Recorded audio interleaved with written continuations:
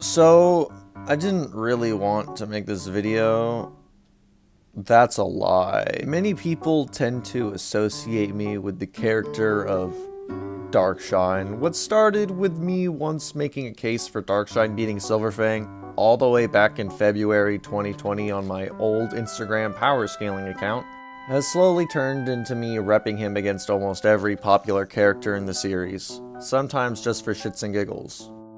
One of these characters, one of the most overhyped and jerked off characters in the entire fan base, is Black S. I'm not going to say his real name. While in recent times many people have changed their mind on the topic due to the events of recent chapters, if you look at any tier list or ranking from any part of this fandom, be it random fans on Reddit listing their consensus high dragons, or the tier lists and rankings of probably the most well-known One Punch Man YouTuber on the platform, you'll usually find many fans giving Black S a lot of credit. And to an extent, it's not really hard to understand why.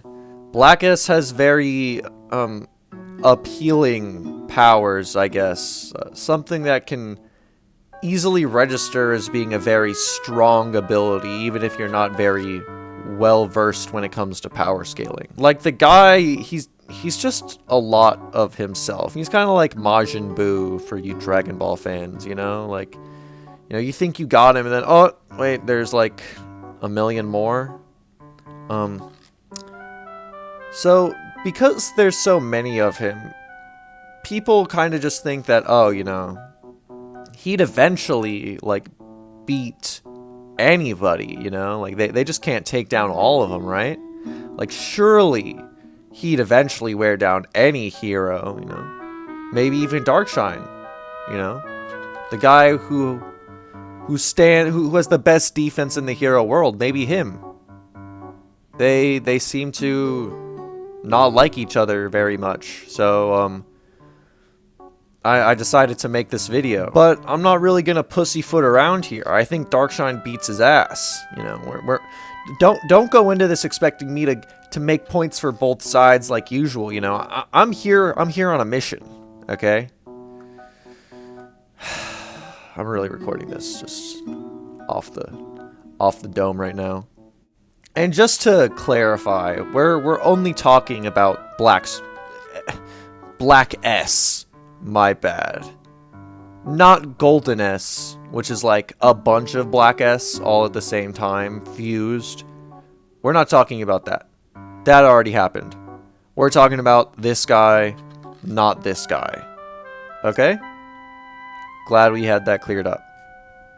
Moving on, Black S is an executive of the Monster Association, a position reserved for their threat level dragon monsters only, handpicked by Psychos over powerful demon-level monsters like Bug God, Royal Ripper, and 100 Eyes Octopus. Stated a few times as well that the monster executives are superior to the likes of Hero Hunter Garo, who obviously has many feats to his name and gave many S-Class heroes tons of trouble like Silverfang and Tank Top Master. Black S' main showing is against Atomic Samurai, in which he's able to overwhelm and pummel him until he's saved by Tatsumaki. Atomic Samurai is a pretty controversial character and could have an entire video just about how strong he is, which we'll get to one day, but just for this video, we'll give him the benefit of the doubt.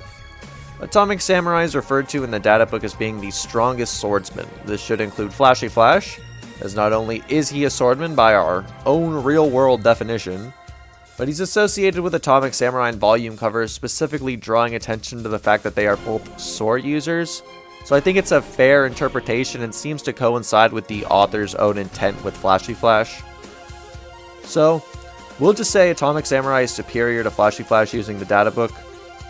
We'll also just grant that when they say strongest, they mean overall combat ability, so like power, speed, durability, all qualities, not just like he hits harder. From there, Flashy Flash is able to blitz a full-power Galewind and Hellfire and chop them in half.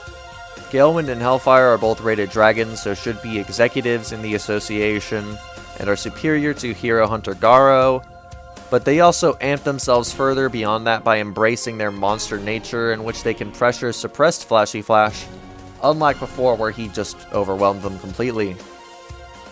So we have Atomic Samurai scaling massively beyond that, and Black S is able to kinda beat the shit out of him. Black S was also fairly confident he could overthrow Orochi, but I think people give this way too much credit. Pretty much all the top monsters were extremely overconfident in their abilities, with most of the executives crowning themselves the strongest even over Orochi. Obviously they can't all be correct, so we need to narrow down whose word can really be trusted here. It's explained and shown a few times that Psychos is capable of gauging the strength of monsters. Unlike the other monsters who mostly just have baseless confidence that they are the strongest, Psychos can actually gauge how they stack up against each other. Knowing this, she still considers Orochi the strongest among them. We also learned that Psychos came up with specific plans for the executives to follow to fight certain heroes, including Black S. Unlike Rover or Elder Centipede, who Psychos mostly just lets run free, Black S was assigned to Atomic Samurai specifically because of the counter matchup that he had against him, implying she doesn't really have too much faith in him compared to the other stronger executives against any hero, let alone Orochi, who she thought could take down Tatsumaki. Honestly, the fact he required this sorta counter matchup against Atomic Samurai is pretty bad for him. As we see later, when Atomic realizes another way to fight, he performs much more effectively. The reason I say it's a pretty bad showing is because it's heavily suggested that Darkshine is well above Atomic Samurai. When Atomic Samurai is fighting against evil natural water, he's blatantly shown to have to exert himself in order to deflect evil natural water's attacks and is clearly struggling against him. Darkshine, on the other hand, is able to tank these attacks with no damage. In fact, he considers it just a high-pressure shower that makes him shine more, and then pops evil natural water like a water balloon. Then later, when Black S appears on the surface, it's actually Darkshine basically leading the charge. Darkshine pretty confidently tears through Black S, even as he makes a giant tsunami. Darkshine kind of just tanks it. Black S even outright states that he'll never be able to hurt Darkshine without fusing. His performance is special even compared to other heroes like Bang and Atomic Samurai who are blatantly struggling, while Darkshine states outright that he is, quote, shining the most and is kind of enjoying himself, not showing any signs of distress or considering the possibility of defeat the same way he did with Garo. The narrative sort of just places this spotlight on Darkshine and puts him in another pedestal above Black S. Regarding his own scaling, Darkshine is just shown massively superior to the likes of Garo, who could resist Psychos' telekinesis. As explained earlier, Psychos can gauge the strength of monsters, yet still thinks she should be the one to face Tatsumaki rather than any of the other executives, including Black S. If the Guro Guro puppet is already considered to be surpassing Black S and Garo could contend with that, then there's absolutely no means Black S has of ever hurting Darkshine, which again, he admits himself. Darkshine also blatantly scales above many other heroes that have fought Black S, which I already explained with Atomic Samurai. Metal Bat is able to obliterate a 10k force of Black S, yet his pumped up swings were easily parried by Garo, who later couldn't parry Darkshine. I go more into this in my Darkshine video, but generally it should be considered that Darkshine is considered in the upper echelon of the heroes, most of which were ripping Black S apart. The actual chapter cover even states, quote, "A well-trained body is the strongest and toughest," in reference to a picture of Darkshine. So Darkshine scales above characters who can destroy Black S cells, and he himself has been shown to destroy Black S cells.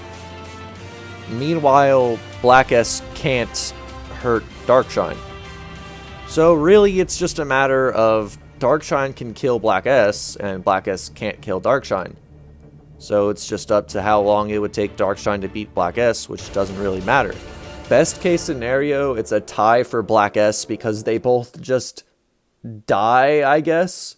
Or Darkshine wins because he, well, scales better. Golden S beats his ass, though. Like, you know, you really think I'm gonna sit here and argue that Darkshine beats Golden S. Nah. Anyway, that's the video. So yeah, he wins. That's the video. Thanks for watching. Bye.